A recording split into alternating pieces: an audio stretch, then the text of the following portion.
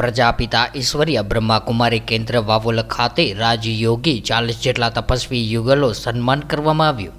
ઓમ શાંતિ બ્રહ્માકુમારી વાવોલ સેવા કેન્દ્ર પર રાજયોગનો અભ્યાસ કરતા 40 જેટલા તપસ્વી યુગલ દંપતીઓનો સન્માન કાર્યક્રમ યોજાયો હતો, જેમાં બાપુનગર સેવા કેન્દ્રના રાજયોગીની બ્રહ્માકુમારી ભાનુદીદી વિશેષ ઉપસ્થિત રહ્યા હતા અને ગૃહસ્થાશ્રમમાં રહીને જ્ઞાન યોગના અભ્યાસ સાથે તપસ્વી જીવન જીવતા ભાઈ બહેનોને આશીર્વાદ સાથે ધન્યવાદ પાઠવ્યા હતા અને તપસ્યાથી જ ઘર મંદિર બને છે તે વિષય ઉપર દીદીશ્રીએ પ્રેરણા આપી હતી।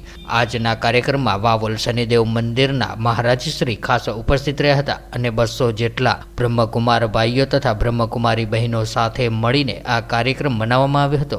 ત્યારે આજના આ પ્રસંગે કેન્ડલ લાઇટિંગ સાથે બધા જ ભાઈ બહેનોએ હાથમાં દીવા સાથે ખૂબ જ સુંદર રોશની સાથે દિલમાં વિશ્વ કલ્યાણના શુભ આશયથી સંકલ્પ લીધા હતા।